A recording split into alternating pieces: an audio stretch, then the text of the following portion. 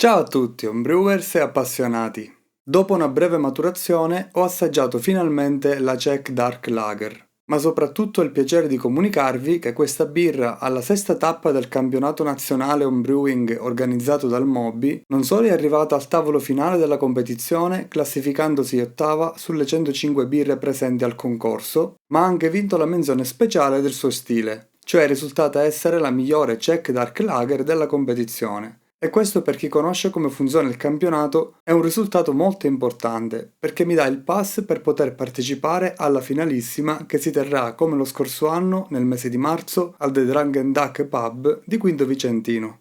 E vi terrò poi aggiornati sulla finale e sulle birre che ho da preparare e da presentare. Ma ora parliamo di questa birra.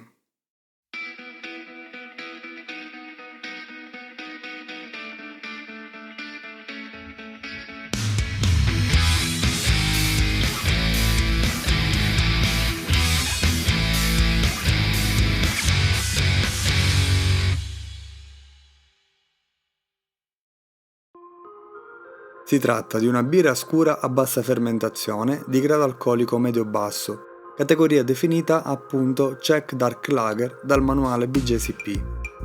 Il grist comprende 66% di malto Pilsner, 19% di malto Monaco, come malti speciali 9% di Cara Monaco 1 e 6% di Carafa 2 della Weyermann. Ho fatto un ammostamento con saccarificazione in due step, uno per le beta a 64 gradi, uno per le alfa milase a 72, poi mash out e un breve sparge. 90 minuti di bollitura e luppolatura in amaro e aroma con SAAZ con obiettivo di 25 IBU.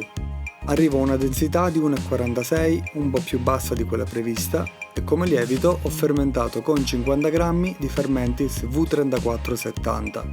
La fermentazione è partita a 10 gradi e si è mantenuta bassa per i primi giorni.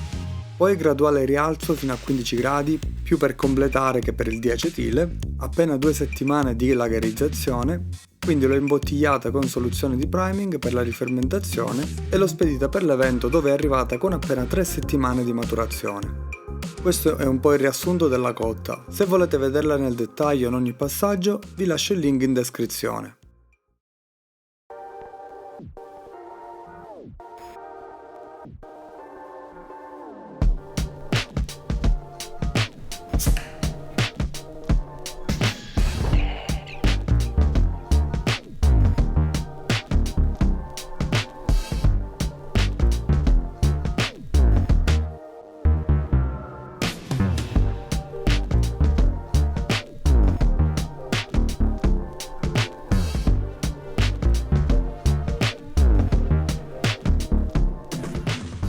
Il colore, come da stile, è molto scuro, tra il marrone e il nero, con riflessi ramati in controluce che segnalano una buona limpidezza.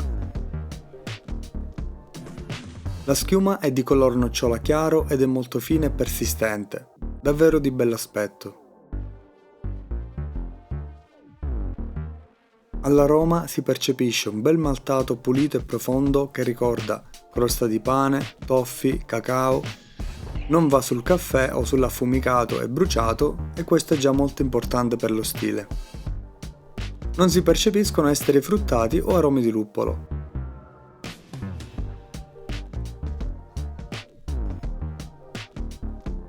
Al gusto la birra è dolce all'inizio e il maltato è molto piacevole, denso e cremoso abbastanza per una birra dal basso grado alcolico. L'amaro nel finale è percepibile ma non è né torrefatto né astringente. Il luppolo contribuisce a bilanciarla un po', la birra però propende sul dolce. Il mouthfeel è davvero piacevole e direi per me perfetto. Nonostante la dolcezza accennata prima, data da un buon corpo percepito e una buona cremosità, la birra è anche scorrevole e di facile bevuta. Le mie impressioni, come potete intuire, sono molto positive. Penso di aver ottenuto un risultato anche più grande di quello che mi aspettavo al primo tentativo con questo stile, che tra l'altro il mio palato effettivamente sconosceva, perché di questo stile ho solo letto ma mai avuto modo di assaggiare un'autentica Czech Dark. Non vi nego che quando l'ho assaggiata prima di spedirla avevo delle buone sensazioni per il concorso, perché davvero pensavo che la birra fosse venuta molto bene e che qualsiasi giudice avrebbe potuto constatarlo. Però i concorsi sono sempre imprevedibili e ci si augura di trovare giudici che conoscono e che apprezzano quello stile in particolare, cosa che non sempre capita. Adesso vi condivido le schede dei giudici che l'hanno esaminata. Aroma. Note eleganti di cacao, cioccolato e frutta secca convivono in modo equilibrato. L'intensità è medio-bassa, tuttavia corretta. Naso pulito da cui escono sia note di luppoli sia note dei malti scuri. Aspetto. Colore scuro tra marrone e nero, i riflessi ramati fanno percepire una bella pulizia estetica e limpidezza. Schiuma beige abbastanza fine. Colore scuro, schiuma persistente. Gusto. I gusti dolce, amaro e acido sono in grande equilibrio, non c'è alcun sbilanciamento.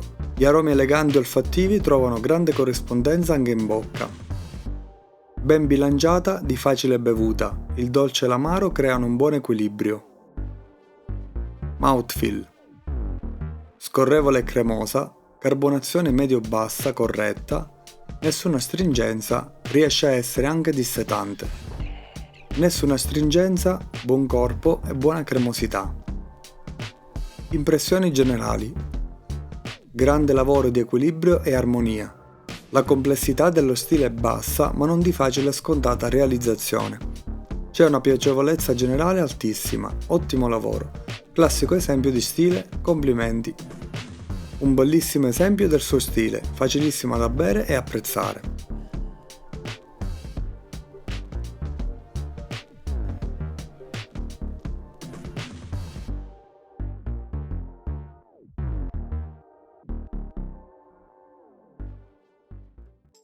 Queste erano le impressioni dei giudici e i loro punteggi. La birra ha preso 45 e 48 su 50, un punteggio altissimo che sinceramente non speravo di poter ottenere con una birra del genere al primo tentativo.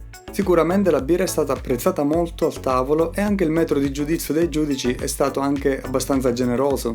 Comunque questo conferma che lo stile è riuscito alla perfezione. Non trovo dettagli da migliorare, anche se sulla carta ho avuto, come avete visto, una densità iniziale più bassa del previsto e mi sono anche accorto che, avendo fatto un primo step di saccarificazione a 64 gradi, ho avuto una densità finale di 1.011, un po' più bassa del range previsto per la birra. Questo dovrebbe significare che la birra ha un corpo più esile di quello che dovrebbe avere, mentre sarebbe desiderabile l'opposto, più zuccheri complessi e un corpo un po' più pieno.